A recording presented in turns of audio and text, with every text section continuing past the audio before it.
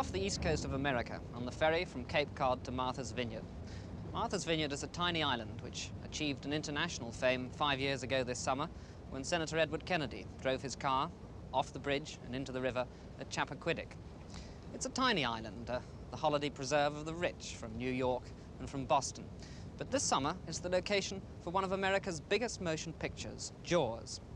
Based on the novel by Peter Benchley, it's the bestseller in England at the moment. It's the story of how a killer shark marauds and threatens the lives and the livelihood of a small New England beach community. Making a feature film on dry land is a complex enough process. There seem to be at least 3 people for every job. Making a feature film at sea stops just short of a nightmare. It's the second day of American shooting on Jaws. They've already been to Australia for the underwater shots of the shark. Turn on the walkie-talkie, please, Freddie. I don't think Freddie can listen anymore. Freddie! Sendar, I need to talk to you, Fred. Turn on the walkie-talkie. Stand up, we're not shooting. All the usual panoply of assistant directors with megaphones, continuity girls, sparks and chippies are obliged to float round the action. They are still in the process of learning which side is port and which is starboard. Guys, we can't shoot right now. Hold on.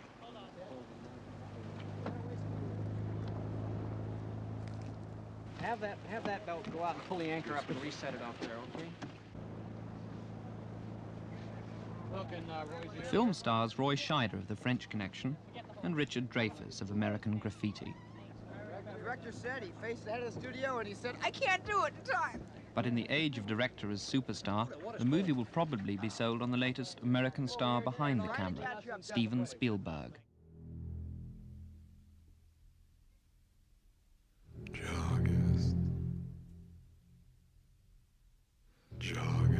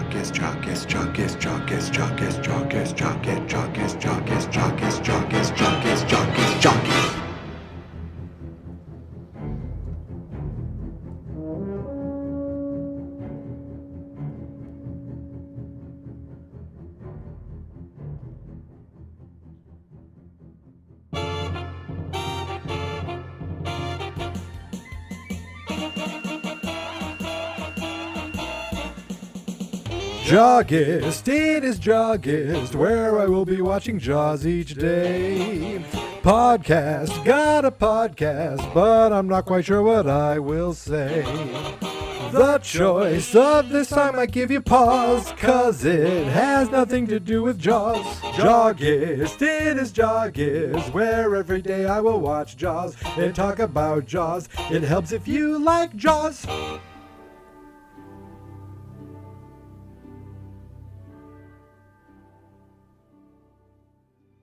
It's day 18, and you know that I've seen Jaws. I watched it this morning. Welcome, everybody, to JAWGUST 18th. Day 18. 18 days in a row. That's right. I've watched Jaws 18 days in a row. And guess what? It is still an excellent film, and it always will be. Nothing's going to change it. But I am still interested and still fascinated and still looking for things and still enjoying it thoroughly. I'm still kind of getting some sort of weird visceral chemical reaction when I see Ben Gardner's head because of the music. And I am still smiling at the right places. I'm still cringing every single time Quint his, untimely demise.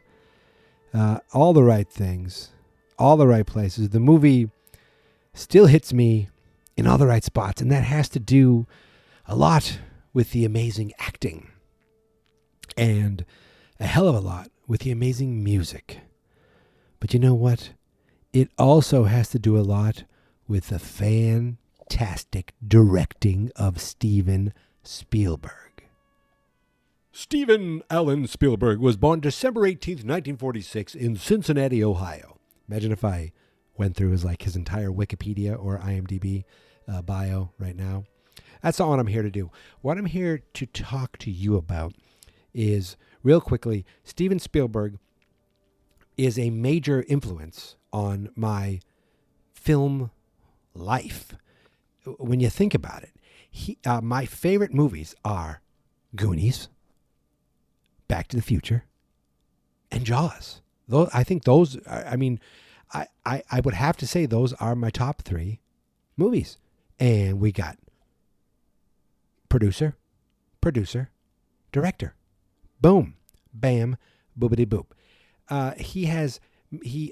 E.T., one of my favorite movies ever. Gremlins, he was an executive producer on that. Loved it. I mean, all these movies that he was a part of through my childhood, really starting, he produced things, but really started producing major movies after I was born. So almost my entire childhood, from Poltergeist to I almost said The Money Pit, but I didn't even know he did that. Inner Space, everything you could possibly think of. Then you're like, oh, wait a second, all the Jurassic Park movies. Oh my God, so many movies. I can't even. I don't have to talk about Steven Spielberg's his enormous place in the world of cinema. That's beyond the point. And even Ready Player One, I immensely enjoyed that. I love the book, and I really enjoyed the movie. But I'm not here to talk about Steven Spielberg's career. I'm here to talk about Steven Spielberg and what he brought to the table in Jaws. And really, when you think about it, what he brought to the table was a young, hungry artist who wanted to do things real. And okay, how real can it be when there's a giant mechanical shark? Well, you need to have that for certain things. But when he could, he would use real shark footage. The fact that they went to Australia and got shark footage from this famous couple. Of course, I don't remember their names, but they're at the end of the credits. They shot their underwater photographers. And they got a real shark next to a slightly smaller cage with a small person inside, to make the real shark look big. I mean, these are things that nowadays would be all done with stupid computer animation. I think the last time that I can remember a movie that used, I don't know if that's called the forced perspective. I think it is. But I know the Lord of the Rings movies did it. But Elf, if you watch Elf, the things where Will Ferrell looks so much bigger than people, it's not because of CGI or split screens or anything like that. I believe it's forced perspective. It's all done in the camera. I love that stuff. And I think Steven Spielberg, used that for, the making the shark look bigger underwater, the real shark. But it was just also the fact that he didn't use a tank.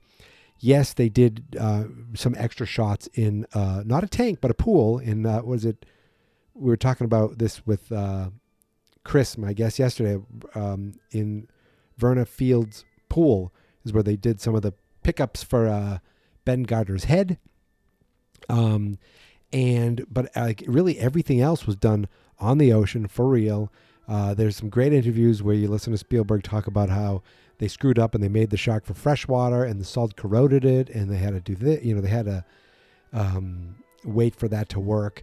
And really, whether it was the plan or not, a director will take what he has and make the best of it. Because, you think the director's not the boss. The director is is kind of, it's for lack of a better term, directing the action, putting together the shots and making sure the actors are doing the right thing in the right spot. really the boss to movies are producers. You know, it's funny that you think of like the term producer in a movie and the term producer, same term in like music, are two different things. You know, there's the term, the producer who kind of puts things together in music.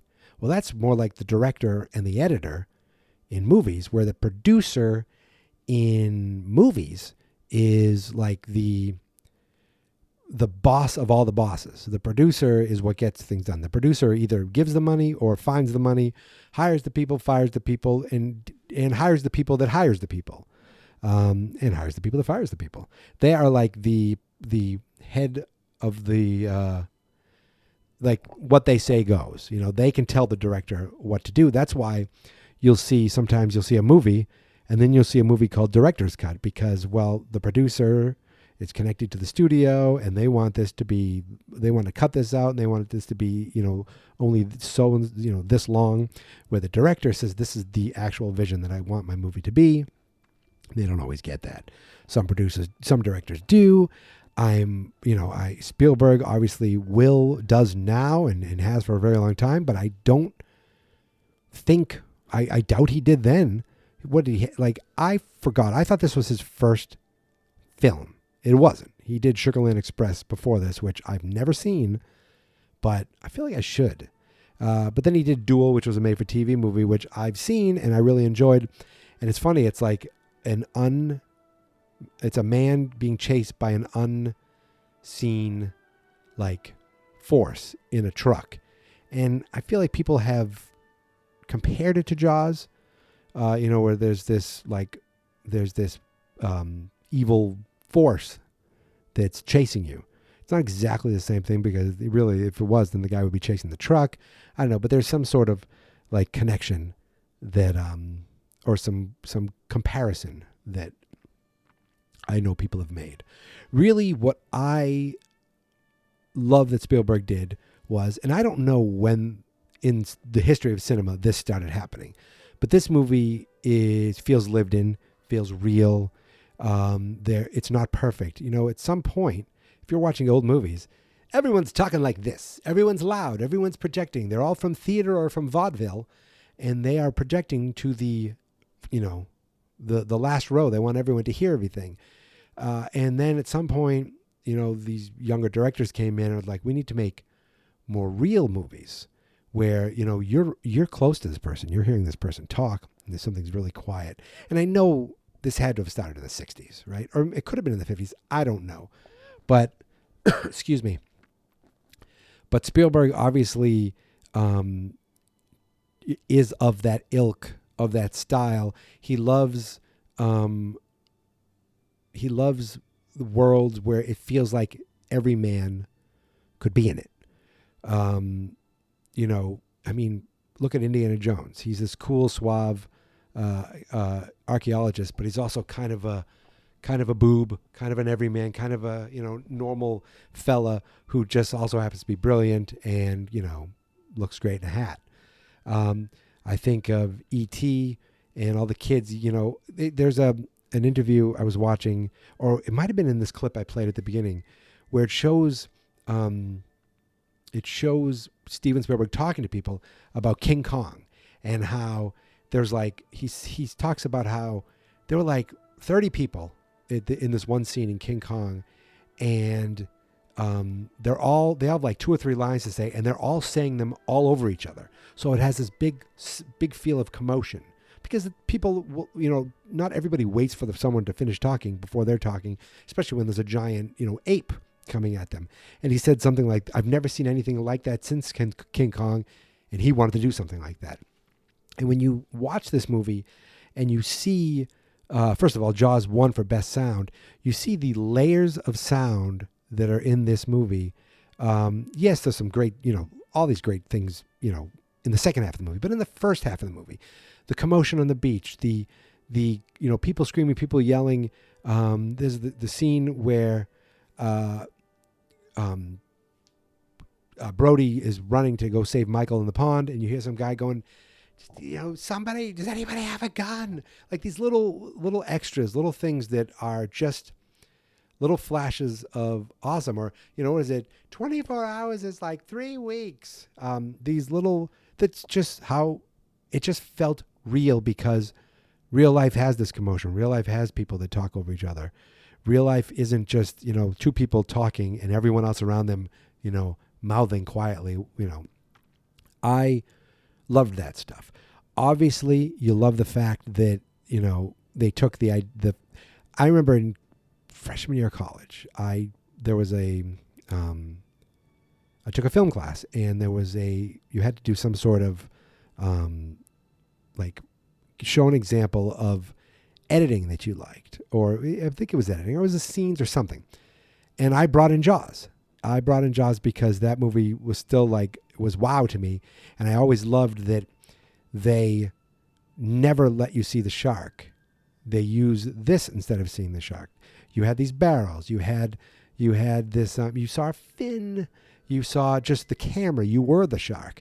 You saw a dock, I don't think I realized at the time that a lot of this was, because the shark wasn't working.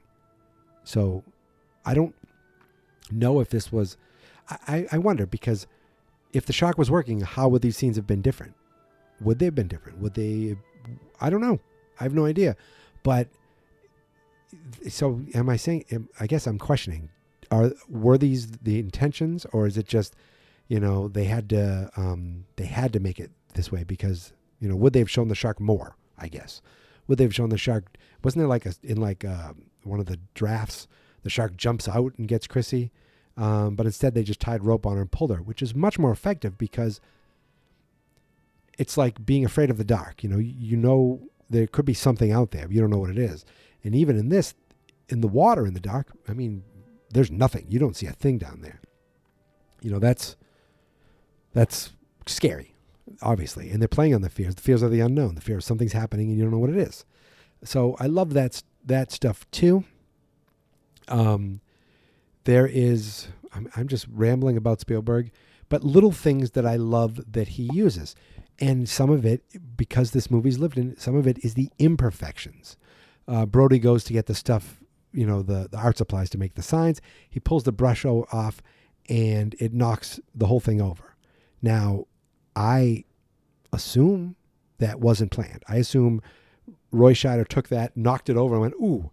And, a lesser director would be like, all right, cut, let's go back, let's do it again. And maybe they did. Maybe they took it twice.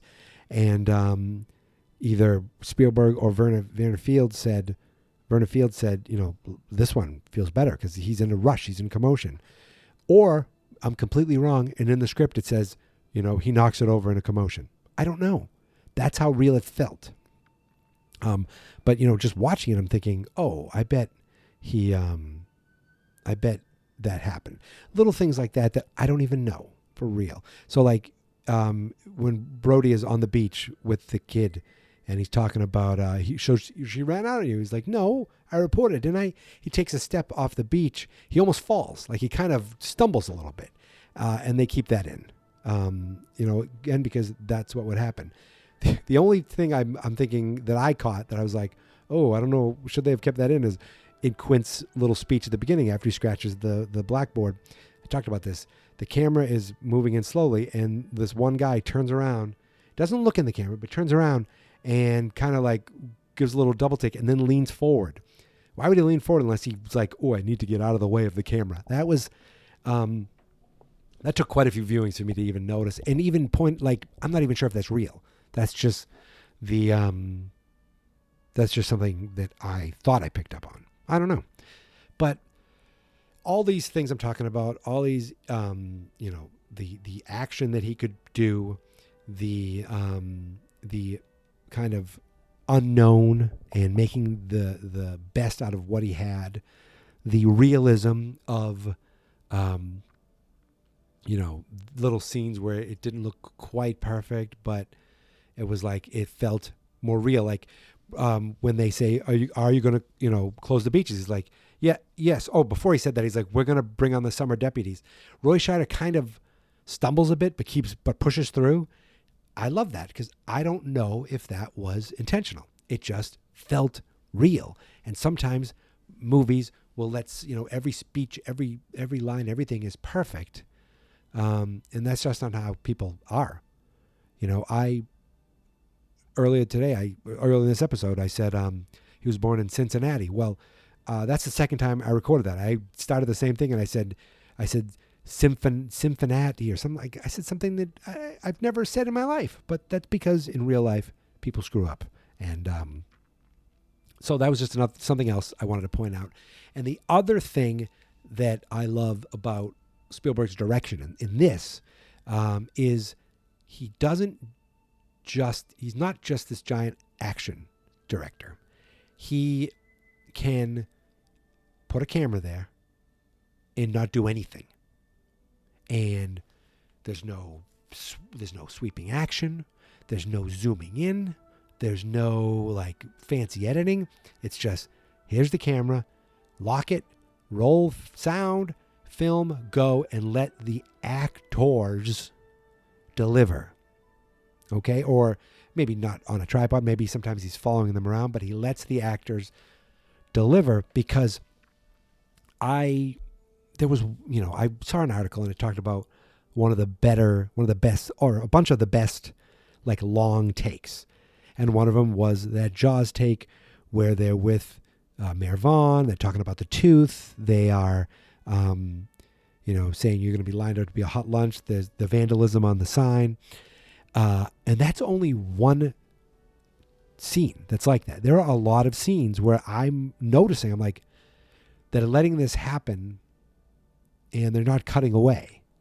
Now, the Indianapolis speech, there is edits, but there are long stretches where it's just, you're sitting there and it's all done at one time. Even if they cut away for a reaction, the voice, you could tell it's not cut. There's the scene on the barge where, again, I still don't understand what happened to those kids, because they said, Charlie, take me out to those kids.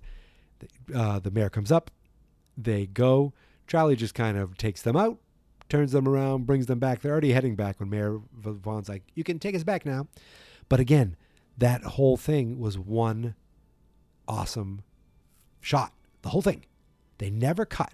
From the moment they get on, I don't know how many takes it took, but Vaughn gets out there, Carl Gottlieb, Ben, the other Ben, is it Feldman? I forget. He's the medical examiner who isn't even an actor. He's a doctor. But he's there. You got Hendricks in the background. You got the other guy who likes his suntan to absorb. And it's just perfectly done. So many scenes like that. I know there's an edit, but the scene where it's 100 to 1. It probably is. And Vaughn comes over and says, no, half-assed autopsy. These aren't extremely long, but they are just moments where the performance is above all. The performance by the actors is above all. I've said it before, even the scene on the beach where the woman's going in the water, Alex Kittner comes out. Alex Kittner talks to his mom, walks up, grabs his raft, and then you're there with Brody for a second, all one quick take. Not terribly long. It's just another instance that I wanted to mention. And of course, the dolly zoom. Yes, my favorite shot in probably all of cinema history, for the reaction, for what it means, and for what it kind of portrays. The, oh my God. And it's all on Brody. That zoom in where the background's moving at one speed, the foreground's moving at another speed. I think it's you're zooming out while you're pushing in, or the other way around. It is one of the best moments in cinema. One of the most memorable moments in Jaws is that. And of course, why don't you come down and chum some of this shit. Just fantastic at all times. I know, what was it, in the Siskel and Ebert thing where he loves turning a laugh into a scream and manipulating the audience. Spielberg's great like that. And I don't think there's much more. I don't think there's much more I could say. I'm sure I'm missing out on a ton of stuff, but I wanted to just kind of focus on little things that were specific to the director.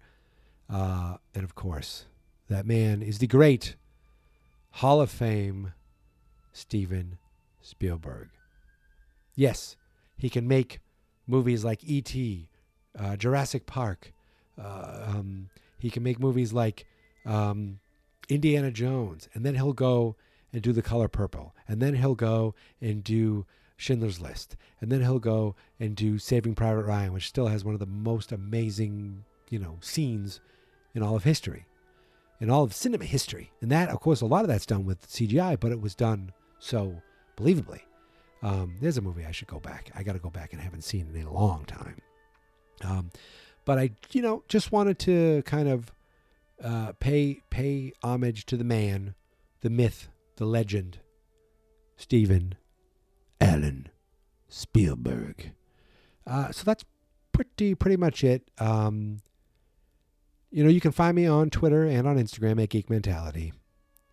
The website is fansnotexperts.com, and the Facebook page is Fans Not Experts. Now, before we go, I have a special treat.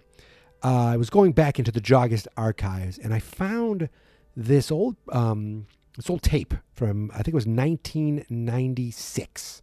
I think we were celebrating the 10th year of JAWGUST at the time, and this was when we used to do the live performances.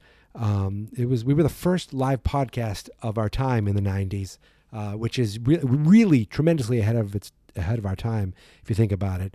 I don't know that we get the due that we do deserve. I'm not sure if I said that right, but I found this tape, and I thought, just kind of since we're celebrating, another year of JAWGUST. We weren't able to do any live shows this year, obviously, but here's a look back to a JAWGUST of yesteryear and one of our favorite guest musical performances.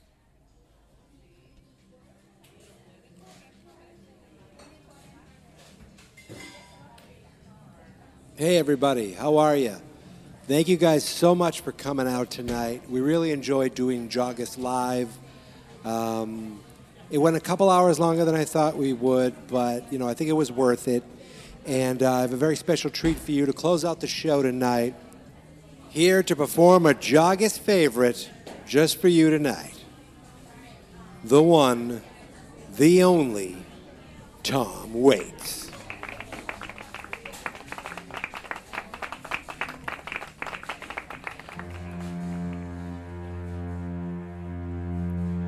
Farewell and adieu to you fair Spanish lady. Farewell and adieu, you ladies of Spain. For we received orders for to sail back to Boston. And so nevermore shall we see you again.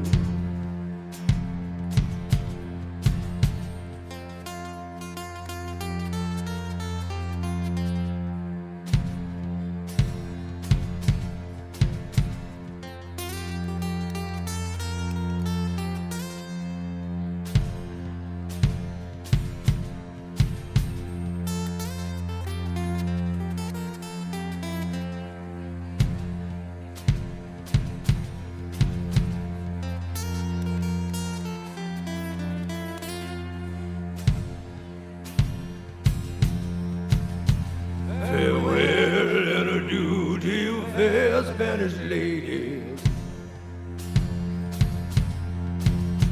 Farewell and adieu, you ladies of Spain. For we've received orders for to sail back to Boston. And so nevermore shall we see you again. And so nevermore shall we see you again. And so nevermore shall we see you again.